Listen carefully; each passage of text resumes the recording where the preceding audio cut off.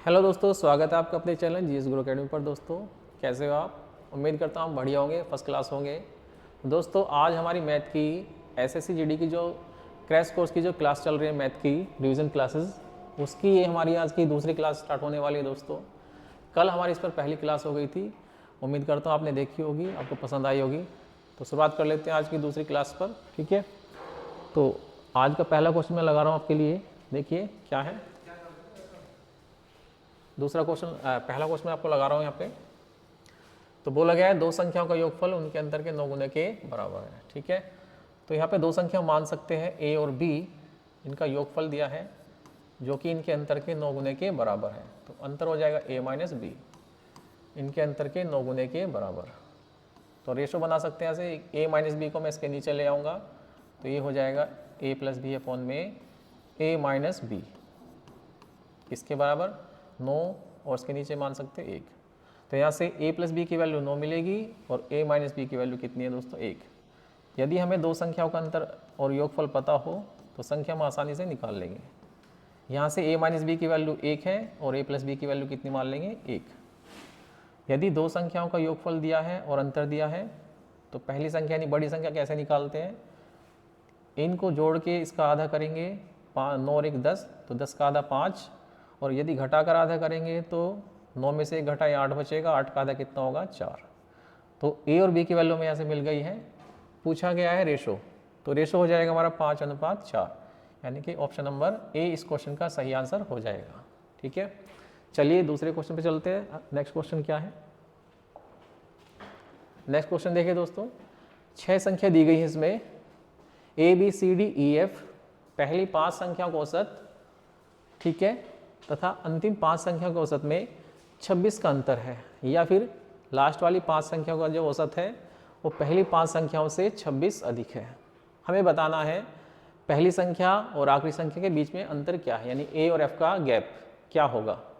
तो चलिए क्या करते हैं दोस्तों, इसमें बोला गया है कि पहली 5 संख्याओं का औसत, पहली 5 संख्या ए बी सी डी ई, ये हमारी पहली 5 संख्या है दोस्तों। इनका औसत मान लेते हैं कितना? इनका औसत हम मान लेते हैं दोस्तों x, ठीक है। वो बोल रहे हैं बाद की जो 5 संख्या है यानी b, c, d, e और f, इनका जो एवरेज है वो पहली 5 संख्याओं के एवरेज से कितना ज़्यादा है दोस्तों? तो क्वेश्चन के हिसाब से क्वेश्चन में दिया है 26 ज़्यादा है, ठीक है। यदि बाद की 5 संख्याओं का जो एवरेज है वो पहली 5 संख्याओं के एवरेज से 26 ज़्यादा है, तो आप मुझे बताएं दोस्तों कि यदि औसत हमारा 26 ज़्यादा है 5 संख्याओं का, पहली 5 संख्याओं से, तो योगफल कितना ज़्यादा होगा? योगफल में क्या अंतर आएगा? तो देखिए, यदि हमारा औसत 26 ज़्यादा है तो योगफल कितना ज़्यादा होगा? तो हम योगफल बना लेंगे यहाँ से। योगफल होता है एवरेज मल्टीप्लाई में पदों की संख्या। तो पद हमारे कितने हैं दोस्तों? 5। इन 5 पदों का एवरेज कितना ज़्यादा है? 26, ठीक है। तो योगफल में कितना ज़्यादा होगा? तो आप बताओगे 130। हमारा अंतर कितना आ गया? 130। इसका मतलब ये हुआ दोस्तों a और f, देखो ध्यान से, पहली 5 संख्याओं में b, c, d, e ये, और बाद की 5 संख्याओं में b, c, d, e ये दोनों में ही कॉमन है दोस्तों, ठीक है। तो हमारे जो औसत में अंतर आ रहा है वो किसकी वजह से आ रहा है? f की वजह से। a की जगह हमने f को इंक्लूड किया तो ही हमारा औसत बढ़ा है 26। इसका मतलब ये हुआ कि f की वैल्यू a से 26 ज़्यादा है, ठीक है। या ये कह सकते हो a और f की वैल्यू में कितना अंतर है? 130 का। तो ये इसमें पूछा गया है दोस्तों, a और f के बीच में जो अंतर है वो कितना है? 130, ठीक है। तो इस क्वेश्चन का जो आंसर बनेगा वो बनेगा 130, सही आंसर 130। चलिए नेक्स्ट क्वेश्चन में चलते हैं। नेक्स्ट क्वेश्चन क्या है देखते हैं। p की वैल्यू 8.15, q की वैल्यू 9.06 तथा r की वैल्यू -17.21। तो p cube q cube p cube q cube plus r cube -3pqr की वैल्यू क्या होगी, ये हमें बताना है दोस्तों, ठीक है। तो इसमें एक प्रॉपर्टी लगते हैं दोस्तों। प्रॉपर्टी क्या है? यदि 3 संख्याओं का योगफल 0 हो तो a क्यूब यानी उन संख्याओं के क्यूब का योगफल तथा उनका गुणनफल का 3 गुना 0 के बराबर होता है दोस्तों, ठीक है। A cube plus b cube plus c cube minus 3abc यहाँ पे 0 के इक्वल होता है। कब? जब a प्लस बी प्लस सी यानी 3 संख्या का योगफल हमारा क्या हो, 0 हो जाए। तो चेक करते हैं यहाँ पे ये सेटिस्फाई होता है नहीं होता, क्या इन नंबर पे ये प्रॉपर्टी लागू होती है नहीं होती। तो देखो यहाँ से p की वैल्यू दे रखी है दोस्तों 8.15, q की वैल्यू दे रखी है 9.06 और r की वैल्यू दे रखी है 17.21। तो यदि हम इनको जोड़े 8 और 9 17 और 15 6 21, तो आप देख पा रहे हो 8.15 9.06 और माइनस 17.21। ये वैल्यू दोस्तों हमारी पहली दो वैल्यू, इनको जोड़ के बनेगा 17.21, जो कि हमारा प्लस और माइनस माइनस हो जाता है यहाँ पे, तो ये माइनस में रहेगा दोस्तों। तो 17 माइनस ये वाला, ठीक है। तो 17.21 से 17.21 घटेगा तो आपको क्या मिलेगा, 0 मिलेगा। इसका मतलब हमारा यहाँ पे P, Q और R का जो योगफल आ गया दोस्तों, वो किसके इक्वल आ गया, 0 के इक्वल आ चुका है। तो यहाँ पर हम ये प्रॉपर्टी अगर लगाए तो इसकी वैल्यू में क्या मिलनी चाहिए, 0, ठीक है। तो P की क्यूब Q की क्यूब तथा R की क्यूब माइनस 3PQR, इसकी जो वैल्यू हमें मिलेगी दोस्तों वो कितनी मिलेगी, 0। इस क्वेश्चन का आंसर भी 0 होने वाला है, क्योंकि यहाँ पे ये प्रॉपर्टी फॉलो हो चुकी है, ठीक है। ये प्रॉपर्टी हमारी यहाँ पे लग रही है, तो इस इक्वेशन का जो वैल्यू निकलेगा वो 0 ही निकलेगा। तो इस तरह से आप इस क्वेश्चन को लगा सकते हो, ठीक है। उम्मीद करता हूँ आपको ये समझ में आ गया होगा। इतना सब कुछ आपको लिखने की ज़रूरत नहीं थी, आप नंबर देखते ही आइडिया लगा सकते थे कि क्या हमारे यहाँ पे PQR 0 के बराबर बन रहा है कि नहीं बन रहा, ठीक है।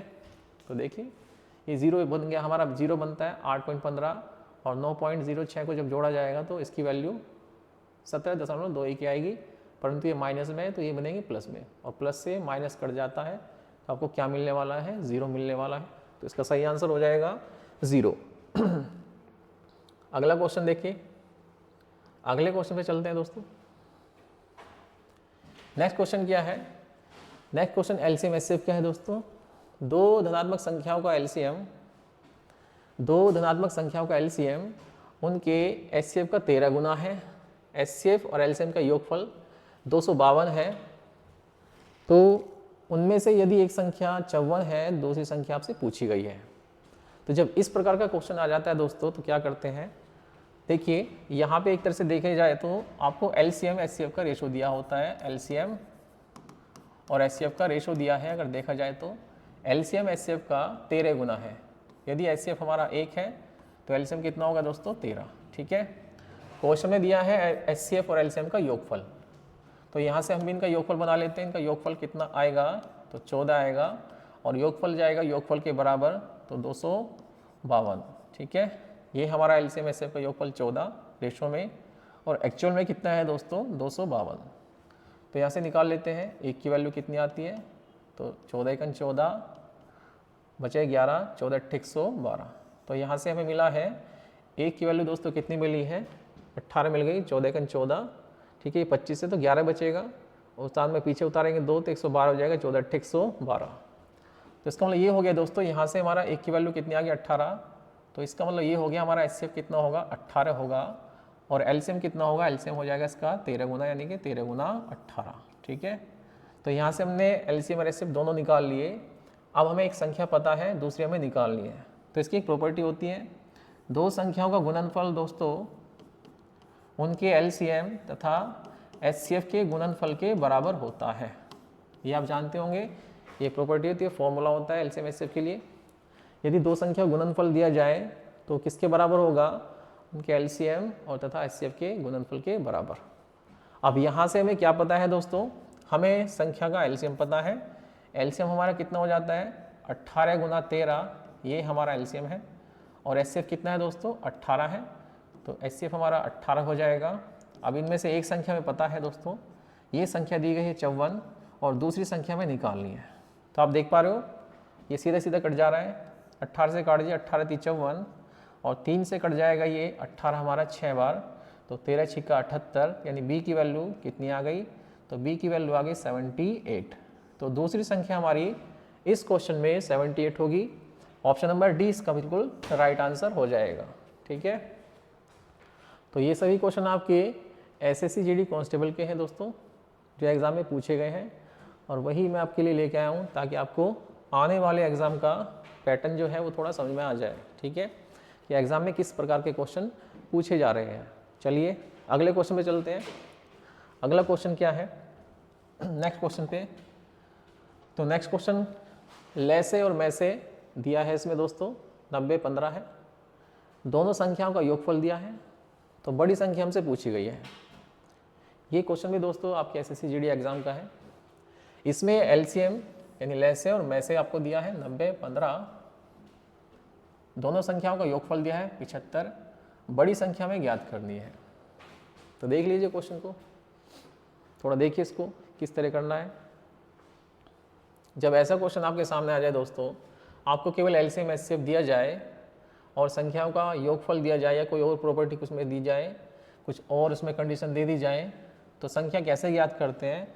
देखिए दोस्तों ध्यान से, जब भी ऐसा क्वेश्चन आ जाए आपको क्या करना होता है, जो हमारा एलसीएम है कितना है 90, उसको एचसीएफ से डिवाइड करना होता है। तो यदि मैं 90 को 15 से डिवाइड करूं तो कितना आएगा दोस्तों, आप बोलोगे 6, तो हमें जो हमारा भागफल आएगा निकल के, एलसीएम को जब हम एचसीएफ से डिवाइड करेंगे, जो हमारा क्वोशेंट निकल के आएगा, भागफल निकल के आएगा, उसके हमें 2 फैक्टर ऐसे लेने होते हैं जो एक दूसरे के लिए को प्राइम हो। ठीक है, तो 6 के फैक्टर क्या बनेंगे दोस्तों, तो आप बोलोगे 2 तिया 6। ठीक है, एक फैक्टर और बन सकता है दोस्तों इसका 6 का, तो 6 का एक फैक्टर और क्या हो सकता है, तो 6 कन 6। हमें ये कंडीशन यहाँ पे फॉलो करनी है, हमारा योगफल यहाँ पे 75 हो जाना चाहिए। ठीक है, दोनों संख्या का योगफल कितना होना चाहिए, 75। तो चलिए अब हमें संख्या बनानी है, तो संख्या बना लेते हैं। जो हमारे फैक्टर यहाँ पे आ गए दोस्तों 2, इनमें हमें किससे गुना करना होता है, एचसीएफ से। ठीक है, जो हमारा एचसीएफ आएगा या दे रखा है उससे हम इसमें गुना लगा देते हैं। तो आप बोलोगे एचसीएफ कितना है हमारा, तो एचसीएफ दिया है दोस्तों 15, तो पहली संख्या बनेगी 15 दूनी 30, तो एक संख्या हमारी निकल जाएगी यहाँ से 30, और दूसरी संख्या निकल जाएगी एचसीएफ हमारा कितना है 15 दोस्तों, तो 15 तिया 45, तो यहाँ से हमें दूसरी संख्या मिलेगी 45। ठीक है दोस्तों, अब मुझे आप ये बताइए क्या इस नंबर के साथ हम ये प्रॉपर्टी, ये जो कंडीशन है हमारी, इसको पूरी कर पा रहे हैं कि नहीं कर पा रहे हैं। 30 और 45 कितने होते हैं दोस्तों, इनको जोड़ के कितना आता है, 75 भी आता है। इसका मतलब ये हुआ दोस्तों, ठीक है, कि हमारी जो संख्या बिल्कुल सही है, हमारी ये कंडीशन बिल्कुल फॉलो हो रही है। हमें संख्याओं का यही पेयर लेना था 2 और 3 के साथ। ठीक है, तो यानी कि एक संख्या 30 होगी, दूसरी 45। अब हमसे पूछा गया है इसमें बड़ी संख्या क्या है, तो बड़ी संख्या दोनों में देखिए आप, 30 और 45 में बड़ी कौन सी है, 45 होगी, तो ऑप्शन नंबर बी इसका सही आंसर हो जाएगा। ठीक है दोस्तों, तो इस तरह से क्वेश्चन लगाना था। चलिए आगे चलते हैं दोस्तों नेक्स्ट क्वेश्चन पे। तो नेक्स्ट क्वेश्चन क्या है, ये देखिए दोस्तों, ये जो क्वेश्चन है दोस्तों ये 0.12 का है। इसमें जो आपको पॉइंट दिखाई दे रहे हैं, काफ़ी नंबर के बाद चल रहा है ये पॉइंट के बाद यहाँ पे काफ़ी लंबी सीरीज देखिए आप, काफ़ी लंबी जा रही है सीरीज। और ये दूसरा नंबर क्या है, 0.1666। ठीक है, तो थोड़ा से नज़र मार के देखें ध्यान से, तो आप देख पा रहे होंगे पहले 6 नंबर हमारे यहाँ पे लगातार रिपीट हो रहे हैं। देखो ध्यान से, 1 4 2 8 5 7, 1 4 2 8 7 8 5 7। ठीक है, तो जो नंबर रिपीट होते हैं दोस्तों दशमलव संख्या में, हम उनको बार के रूप में लिख सकते हैं। तो इसको लिखा जा सकता है 0.14287 के ऊपर बार। ठीक है, इसको हम बार के रूप में लिख सकते हैं, ये 2 है हमारा।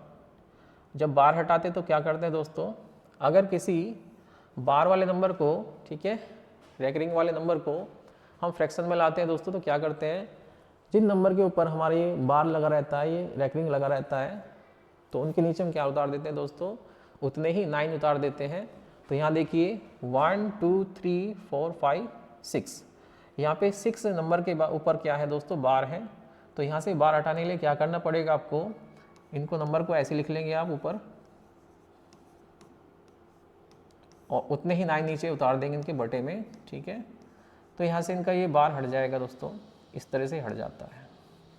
तो ए की वैल्यू हमें कितनी मिल गई, यहाँ से ये मिल गई अगर मैं इसको थोड़ा छोटा करना चाहूँ दोस्तों, तो देखिए यहाँ से ऊपर वाला जो नंबर है दोस्तों, इससे नीचे वाला नंबर अगर देखा जाए तो ये पूरा का पूरा इससे कितनी बार जाएगा, तो आप बोलोगे 7 बार। ठीक है, ये 1,42,857 से कितनी बार कटेगा दोस्तों, 7 बार।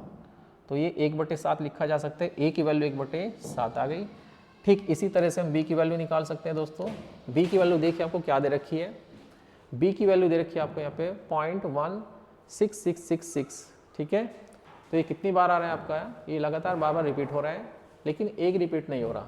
ठीक है, तो इसमें क्या करते हैं दोस्तों, यदि नंबर हमारा दशमलव के बाद कोई रिपीट नहीं हो रहा और उसके बाद कोई नंबर लगातार रिपीट हो रहा है, तो इसको फ्रैक्शन में लाने के लिए क्या करते हैं दोस्तों, जिस नंबर को रिपीट नहीं किया गया, ठीक है, उसके लिए हम 0 लेते हैं, और जिसको रिपीट किया गया है उसके लिए 9।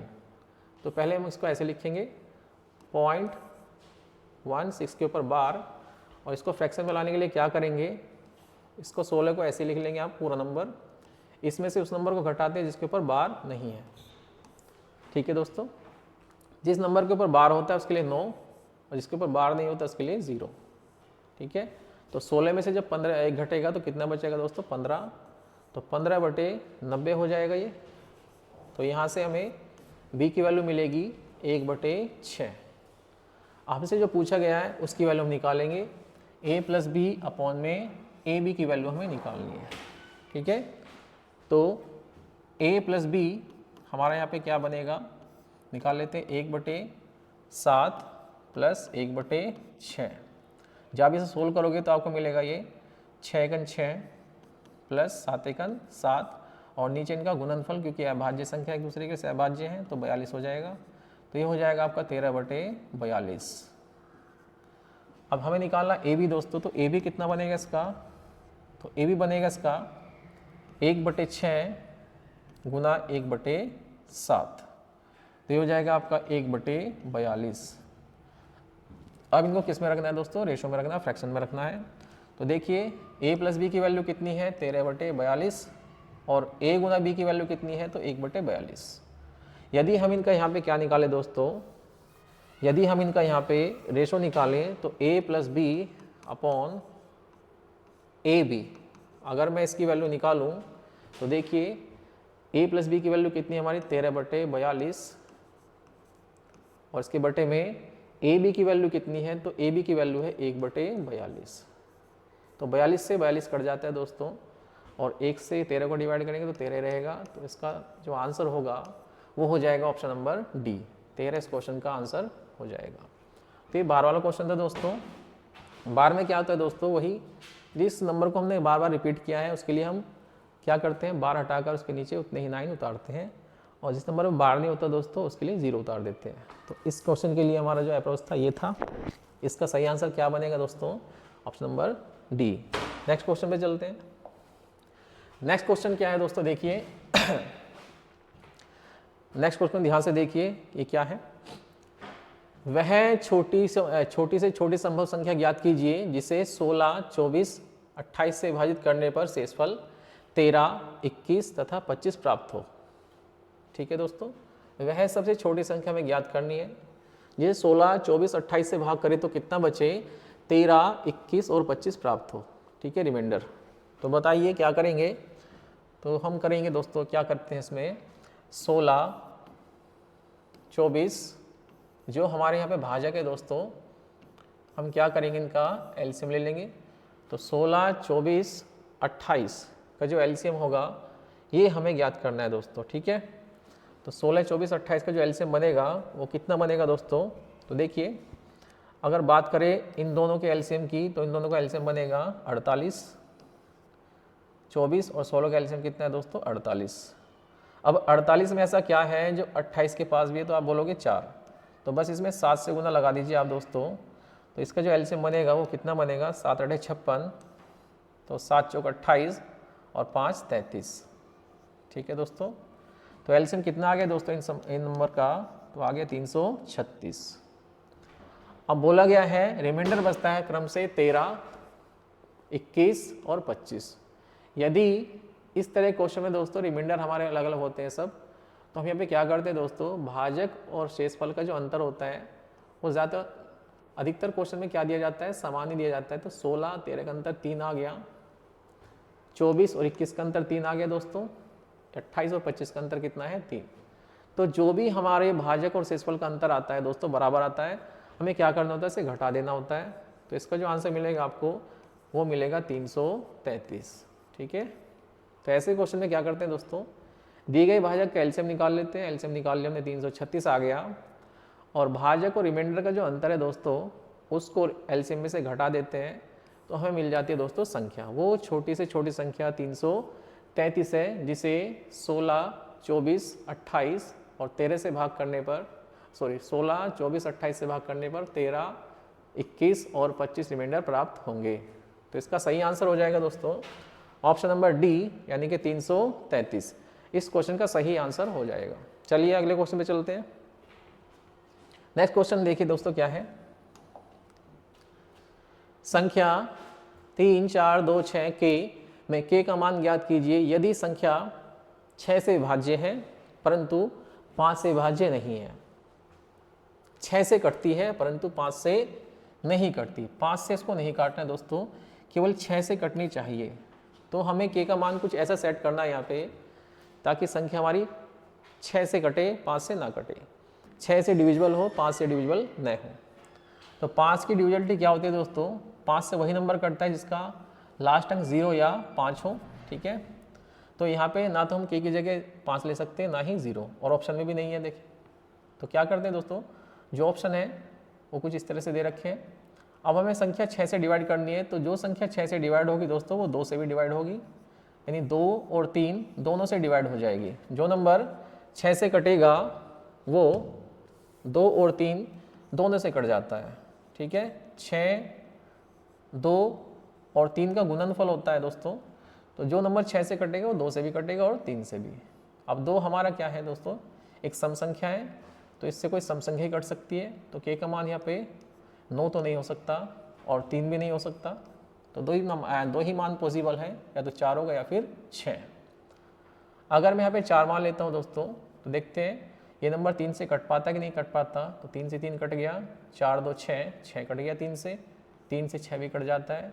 तो के की वैल्यू यहाँ पे अगर मैं 4 ले लूँ तो 4 3 से नहीं कट पा रहा है। इसका मतलब हमारा जो आंसर है वो क्या होगा, एक ही बचा है जो पॉसिबल होगा, ऑप्शन नंबर सी, यानी कि के का मान यहाँ पे कितना होगा, तो के की वैल्यू यहाँ पे 4 तो नहीं है। ठीक है, के की वैल्यू यहाँ पे क्या आएगी दोस्तों, के की वैल्यू यहाँ पे जो पॉसिबल वैल्यू है वो क्या होगी, वो 6 होगी। तो इस क्वेश्चन का सही आंसर होगा ऑप्शन नंबर सी हो जाएगा दोस्तों, 6। ठीक है, यहाँ जो इसका आंसर है वो ऑप्शन नंबर सी बिल्कुल सही बनेगा। तो देखिए कुछ इस तरह से क्वेश्चन करना था, भाज्यता का क्वेश्चन है। डिविजिबिलिटी का रूल आपको पता है तो आप इस क्वेश्चन को आसानी से लगा सकते थे। नेक्स्ट क्वेश्चन देखिए, नेक्स्ट क्वेश्चन क्या है, एक कुर्सी और एक मेज का अंकित मूल्य 2:3 के अनुपात में है। यदि कुर्सी पर 20% की छूट देता है, यदि दुकानदार कुर्सी पर 20% की छूट देता है, यदि कुर्सी और मेज दोनों पर संयुक्त छूट 26% है, तो मेज पर कितनी छूट है, हमें ये बताना है।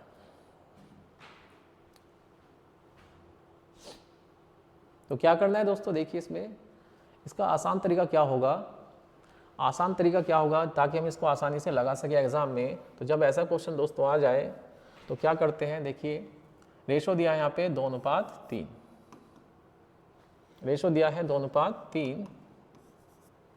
क्वेश्चन में बोला गया है कि कुर्सी को 20% हानि पर बेचा गया है, कुर्सी और मेज का संयुक्त जो डिस्काउंट की छूट पर 20% की छूट पर बेचा गया है दोस्तों, हानि पर नहीं बेचा, इसको छूट पर बेचा है। कुर्सी को 20% की छूट पर बेचा है, कुर्सी और मेज दोनों पर 26% की संयुक्त छूट दी गई है। तो मेज पर क्या छूट दी गई ये हमें बताना है। यहाँ पे केवल छूट की बात की गई है दोस्तों, हानि लाभ की बात नहीं की गई है। तो यहाँ पे हमें छूट ही बतानी है। तो देखिए ध्यान से, ये हमारी कुर्सी है और ये मेज, इसको कुर्सी ले लेते हैं, कुर्सी को CH मान लेते हैं दोस्तों हम, और मेज को TB यानी टेबल। अब ये इनका MRP का रेशो दिया है और डिस्काउंट हमेशा MRP पे दिया जाता है दोस्तों। तो पहले कुर्सी पर डिस्काउंट कितना है, तो आप बोलोगे कितना है दोस्तों 20%। हमारी कुर्सी पर डिस्काउंट कितना है 20%। ठीक है, तो कुर्सी का रेट हमने 2 रुपये मान लिया, इस पर डिस्काउंट कितना है 20%, और डिस्काउंट को माइनस से शो करोगे आप। ठीक है, तो 20 दूनी 40। अब यहाँ पे टेबल पे हमें पूछा गया है कि टेबल पे कितना डिस्काउंट दिया गया, तो आप मान सकते हो उसमें X%। टोटल हमारा जो सौदा है कितना है 2 कुर्सी और एक, मान लीजिए 2 कुर्सी और 3 मेज यानी 5। तो टोटल हमारा जो अंकित मूल्य बन रहा है कितना बन रहा है 3 2 5। ठीक है, 2 कुर्सी को 2 रुपये मान सकते हो, 3 मेज को आप 3 रुपये मान सकते हैं MRP। तो 2 और 3 कई जो कंबाइंड हमारा रेट बनेगा वो बनेगा 5, और 5 पर हमें टोटल कितना डिस्काउंट दिया गया है 26%। तो यहाँ पे -26 से मल्टीप्लाई कर देंगे आप। ठीक है, तो 20 दूनी 40 -40 प्लस 3 की गुना करेंगे x में तो 3x हो जाएगा दोस्तों ये, और 26 पंजे 130। ठीक है, अब ये जो माइनस का हमारा 130 है ये माइनस का 40 है, माइनस का 40 जब इधर जाएगा दोस्तों तो ये हो जाएगा प्लस का, तो 3x हमारा किसके बराबर होगा 130 माइनस 40, तो 3x बराबर हो जाएगा 90, और x की वैल्यू यहाँ से मिलेगी आपको कितनी दोस्तों, ये माइनस में बचेगा दोस्तों, माइनस में चल रहा है तो माइनस में वैल्यू उसकी निकल के आनी है, तो माइनस का 30%। इसका मतलब मेज पर हमें 30% का डिस्काउंट दिया गया है। 30% इस क्वेश्चन का सही आंसर हो जाएगा। ठीक है, तो ऐसे क्वेश्चन को आप ऐसे लगा सकते हो, इससे हमारी कैलकुलेशन ज़्यादा टफ नहीं हो पाती दोस्तों, आसानी से हम इसको लगा लेते हैं। ठीक है, अनुपात दिया है, अनुपात को हमने क्या किया है दोस्तों, दी गई परसेंटेज से मल्टीप्लाई किया है, और जिसका परसेंटेज पूछा गया है परसेंटेज से परसेंटेज निकाल दिया। तो इसका सही आंसर क्या है दोस्तों 30%। आप दोस्तों ने अपने पास से 0 लगा के 200 300 मान के भी कर सकते थे, उससे भी हो जाता। ठीक है, तो और भी तरीके हो सकते हैं इसे करने के। मैंने इसको जो किया है इस तरीके से किया है, मुझे इस क्वेश्चन को इस मेथड से करना कुछ ज़्यादा अच्छा लगता है, तो मैं इसी को प्रेफर करूँगा आपको। अगर ऐसे क्वेश्चन आ जाए, इससे हमारी थोड़ी कैलकुलेशन बीट हो जाती है और आंसर जल्दी आ जाता है। चलिए नेक्स्ट क्वेश्चन देखिए। यदि ब्याज को वार्षिक रूप से संयोजित किया जाता है तो 24,000 पर 10% वार्षिक दर से 2 वर्ष के चक्रवृद्धि ब्याज का हमें बताना है कितना होगा, ज्ञात करना है, पता लगाना है। 10% की दर से 2 वर्ष का चक्रवृद्धि ब्याज 24,000 पर हमें ज्ञात करना है कितना होगा दोस्तों। ठीक है, तो देख लीजिए क्या करते हैं दोस्तों, हम क्या करेंगे 24,000 का दोस्तों पहले 10% निकाल लेते हैं, यानी 1 साल का ब्याज निकाल लेते हैं साधारण। तो साधारण ब्याज कितना होगा दोस्तों 24 का 10% कितना होगा, तो आप बोलोगे 24 का 10% हो जाएगा 2400। 24,000 का 10% 2400, ये हमारा पहले साल का साधारण ब्याज है। तो दूसरे साल का साधारण ब्याज भी कितना होगा दोस्तों 2400 ही होगा, परंतु हमें बताना है क्या चक्रवृद्धि ब्याज। और चक्रवृद्धि ब्याज क्या होता है दोस्तों, ब्याज के ऊपर ब्याज। तो हम क्या करेंगे, ये जो पहले वर्ष का साधारण ब्याज है इसका भी हम क्या निकाल लेंगे दोस्तों 10% ज्ञात कर लेंगे। तो 2400 का जो 10% होगा वो कितना होगा, तो 2400 का 10% होता है 240। ठीक है दोस्तों 240। तो ये बनेगा हमारा टोटल चक्रवृद्धि ब्याज 2 साल का, कितना 2400 प्लस 2400 प्लस 240, 2400 2400 4800, और 4800 में आप 240 जोड़ोगे तो कितना हो जाएगा दोस्तों 5040।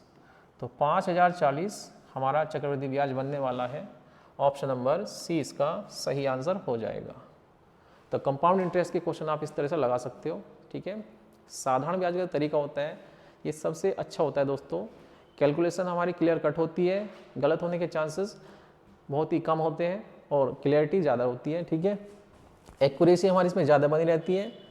अगर हम इसको बेसिक मेथड करेंगे तो हमारी जो घात वात बनती है उसमें सोल्व करने में थोड़ी दिक्कत हो सकती है, लेकिन इसमें कोई दिक्कत नहीं है, ये हमारा ठीक है पूरा एक्सप्लेन होकर चलता है और आंसर जल्दी आ जाता है।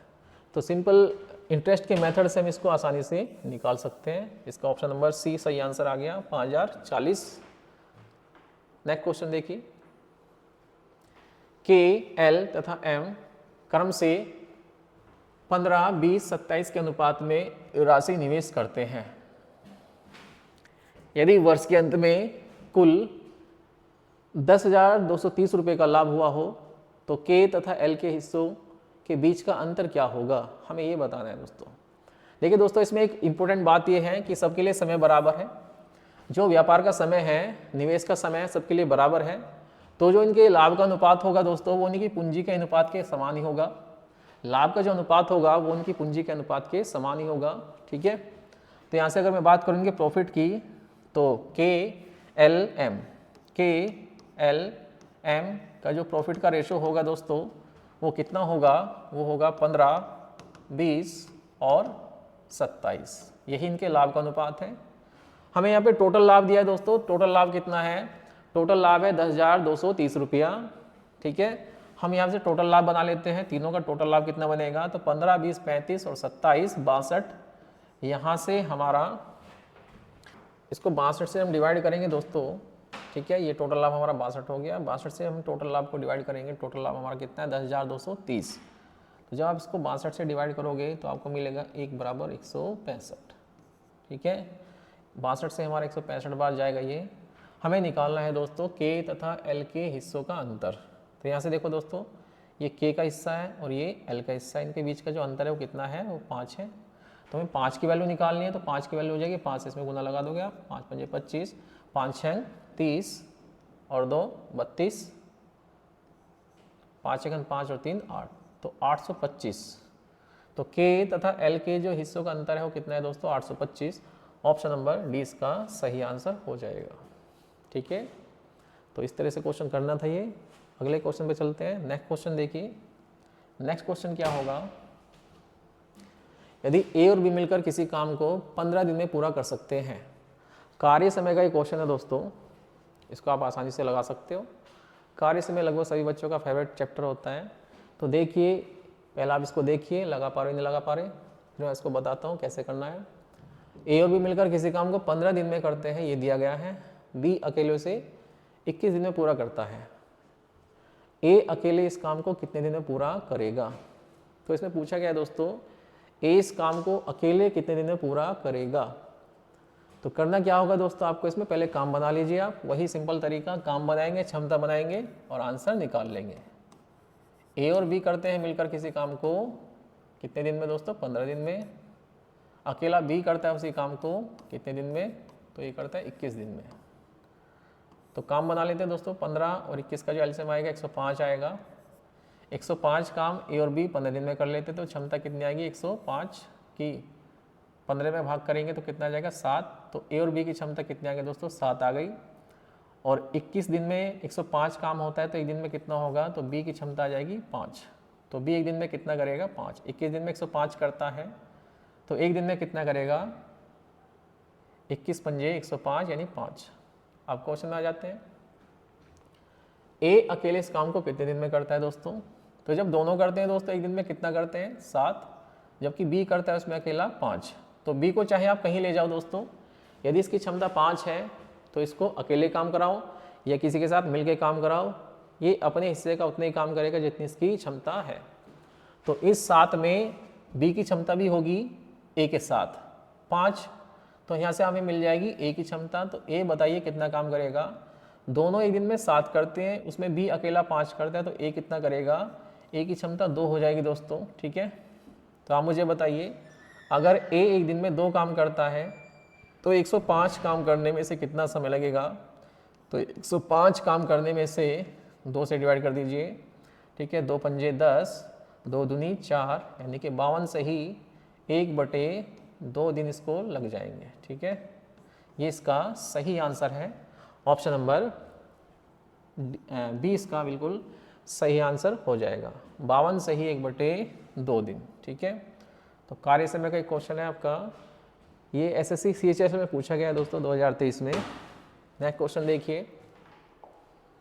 नेक्स्ट क्वेश्चन क्या है, देखो परसेंटेज का बढ़िया क्वेश्चन है ये, कई बार पूछा जाता है और बहुत सारे एग्जाम में आता रहता है। ठीक है, इसमें ज़्यादातर यही पूछता है दोस्तों आपसे कि संख्याओं का अनुपात या पहली संख्या दूसरे का कितना % है या दूसरी संख्या पहले का कितना % होगा। तो इसमें क्या करना है आपको, देखिए दोस्तों, परसेंटेज का यहाँ पे कोई रोल नहीं होता, इसमें परसेंटेज को आप इग्नोर कर सकते हो। x - y का 30 किसके बराबर है, x प्लस वाई के 20 के बराबर है। ठीक है दोस्तों, तो यहाँ से हम क्या कर सकते हैं दोस्तों, x प्लस वाई और x माइनस वाई का रेशो ले सकते हैं। तो देखिए x प्लस वाई की जो वैल्यू है वो 30 है और x माइनस वाई की वैल्यू कितनी होती है, इसके सामने 20, तो यहाँ से इनका रेशो बनेगा 30:20। ठीक है, तो दो संख्याओं का योगफल मिला हमें 30 और संख्याओं का अंतर कितने मिला दोस्तों, 20। तो मैंने आपको बताया है जब हमें दो संख्याओं का योगफल पता हो और अंतर पता हो तो हम आसानी से संख्या निकाल सकते हैं, कोई दिक्कत नहीं है इसमें। 30 और 20 को जोड़ेंगे और उसको आधा कर देंगे तो हमें मिलेगी बड़ी संख्या यानी कि x की वैल्यू। तो यहाँ से 30 और 20 को जोड़ा मैंने, कितना आ गया दोस्तों, 50, और 50 का आधा कितना होता है, 25। तो यहाँ से x की वैल्यू आ गई 25। अब y का ऐसे ही निकाल लेंगे दोस्तों। अब हम क्या करेंगे, 30 में से 20 को घटाएंगे तो बचेगा 10 और 10 का आधा कितना होता है, आप बोलोगे 5, यानी कि यहाँ से y की वैल्यू कितनी आ गई, 5। ठीक है, हमसे पूछा है दोस्तों कि y x का कितना परसेंट है। ठीक है, तो y यहाँ पे कितना है दोस्तों, 5 और x कितना है दोस्तों, 25। तो 5 25 का कितना परसेंट है दोस्तों, आसानी से निकाल सकते हो आप। काटिए, 5 से 5 बार कटेगा और 5 से कटेगा ये कितनी बार दोस्तों, 20 बार। तो देखो आसानी से आंसर आप इस तरह निकाल सकते हो। इसमें आपको मल्टीप्लाई करने की, बटे में शो करने की बिल्कुल भी आवश्यकता नहीं, जैसा आपको बताया जाता है। तो इसको इतना फैलाना का कोई तरीका नहीं है, बिना फैलाए भी आप इसे कर सकते हो। तो इसका जो आंसर आ गया, कितना आ गया दोस्तों, 20% इस क्वेश्चन का सही आंसर आ गया है। ठीक है, तो देखिए इस क्वेश्चन का आंसर 20% बन रहा है। ठीक है, नेक्स्ट क्वेश्चन देखते हैं। मोटरसाइकिल के मूल्य में प्रति वर्ष 4% का ह्रास होता है, मतलब 4% उसका दाम घट जाता है। हर साल 4% उसका दाम घट जाता है अपने प्रेजेंट मूल्य से। यदि इसका वर्तमान मूल्य 75,000 है तो 2 साल के बाद में इसका मूल्य क्या होगा। देखिए क्वेश्चन को दोस्तों,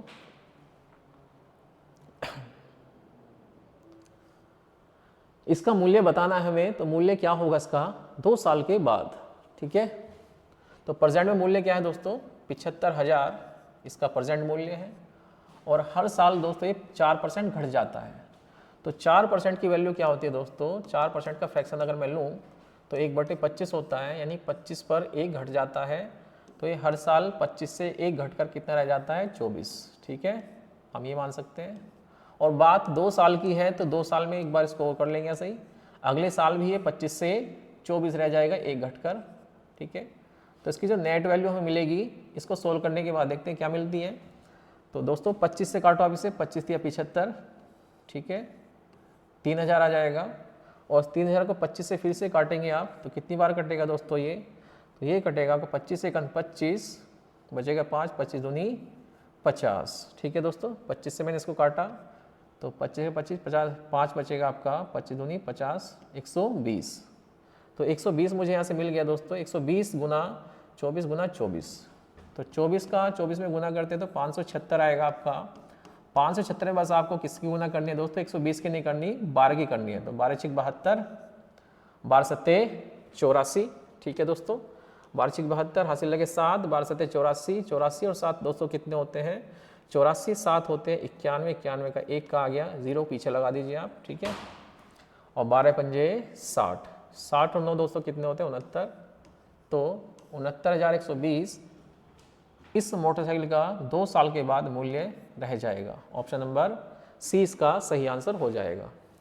तो जनसंख्या वाले, ठीक है, वस्तु के मूल्य ह्रास वाले क्वेश्चन जो आते हैं दोस्तों, आप इस मेथड से इसको निकाल सकते हो। ठीक है, ये हमारे जो क्वेश्चन होते हैं दोस्तों, जिस तरह हमारा सक्सेसिव परसेंटेज चलता है कंपाउंड इंटरेस्ट में, ये भी हमारा उसी तरह से होता है। ठीक है, जिस तरह हमारा कंपाउंड इंटरेस्ट चलता है सक्सेसिव इंक्रीज में, इसी तरह से आपकी जनसंख्या या फिर आपके मूल्य वाले क्वेश्चन भी लगाए जा सकते हैं। ठीक है, उस फॉर्मूले से भी हो जाते हैं।